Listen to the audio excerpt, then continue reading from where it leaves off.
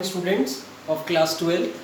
पिछली क्लास में हमने केमिकल काइनेटिक्स को स्टार्ट किया था। केमिकल काइनेटिक्स में हमने आपको टाइप्स ऑफ रिएक्शन, जिसमें हमने आपको 3 तरह की रिएक्शन समझाई थी, स्लो रिएक्शन, मॉडरेट रिएक्शन और वेरी फास्ट रिएक्शन। उसके बाद हमने आपको रेट लॉ एक्सप्रेशन लिखना सिखाया था। जो साइंटिस्ट थे गुलबर्ग एंड बगे, उनके बारे में बताया और किस तरह से रेट वेरी करती है, वहाँ पर हमने रेट लॉ लिखना सीखा। फिर उसके बाद हमने ऑर्डर के बारे में पढ़ा और मॉलिक्यूलरिटी के बारे में भी जाना। आज हम लोग ऑर्डर और मॉलिक्यूलरिटी के कुछ बेसिक डिफरेंस को सीखने वाले हैं। तो आप देख रहे होंगे difference between order and molecularity. देखिए ऑर्डर क्या होता है, तो ऑर्डर हमारा एक एक्सपेरिमेंटल वैल्यू होता है जिसको हम लोग एक्सपेरिमेंट से कैलकुलेट करते हैं। यानी जब कोई रिएक्शन हो रहा होता है तो हम लोग उस रिएक्शन के काइनेटिक्स को स्टडी करते हैं और उस काइनेटिक्स के हेल्प से हम लोग किसको कैलकुलेट कर लेते हैं, ऑर्डर को कैलकुलेट करते हैं।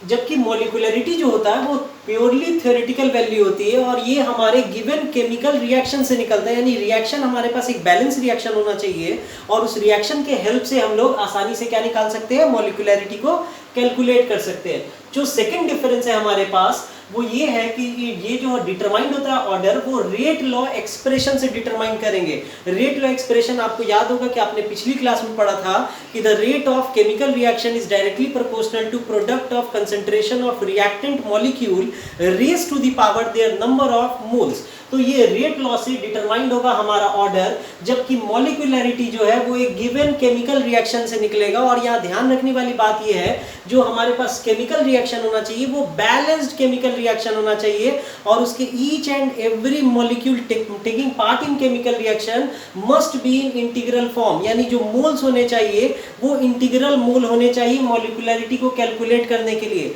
कई बार क्या होता है, स्टूडेंट क्या करते हैं, रिएक्शन को बैलेंस करने के लिए फ्रैक्शनल मोल ले लेते हैं और उससे अगर आप मॉलिक्यूलरिटी को कैलकुलेट कीजिएगा तो वो गलत हो जाएगा। आपको हमेशा एक इंटीग्रल वैल्यू में रिएक्शन को रखना है और रिएक्शन को बैलेंस करना है ताकि आप मॉलिक्यूलरिटी कैलकुलेट कर सके।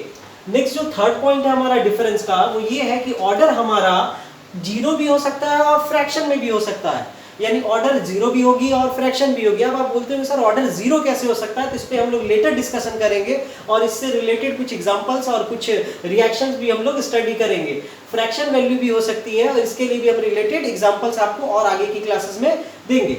जबकि मॉलिक्यूलरिटी जो होता है वो जीरो नहीं हो सकता है और फ्रैक्शन में भी नहीं हो सकता। ये हमेशा एक इंटीग्रल वैल्यू में होगा। क्यों? क्योंकि रिएक्शन हम लोग हमेशा इंटीग्रल वैल्यू में बैलेंस करेंगे।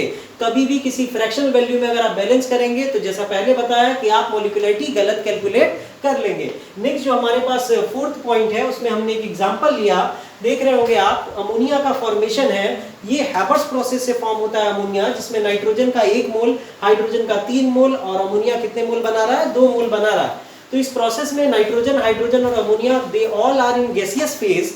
और यहाँ पर देखिए हमने इसकी मॉलिक्यूलरिटी कैलकुलेट की तो ये सारे टर्म जो है वो इंटीग्रल फॉर्म में बैलेंस्ड है, आप देख सकते हैं। और हम रिएक्टेंट का मोल जोड़ना है तो 1 + 3 दैट इज 4। तो इस रिएक्शन की मॉलिक्यूलरिटी कितनी हो गई, 4 हो गई। क्यों? क्योंकि मॉलिक्यूलरिटी जो होता है वो ये बताता है कि number of effective mole taking part in chemical reaction.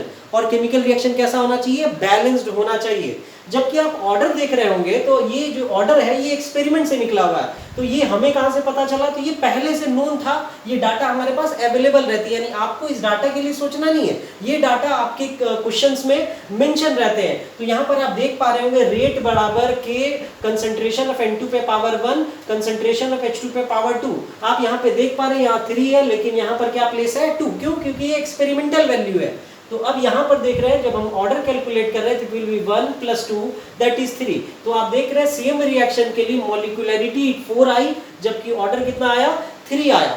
तो इस तरह से आप ऑर्डर और मॉलिक्यूलरिटी के बीच में डिफरेंस लर्न कीजिए। अपनी कॉपी पे इसे नोट कर लीजिएगा, ये आपके लिए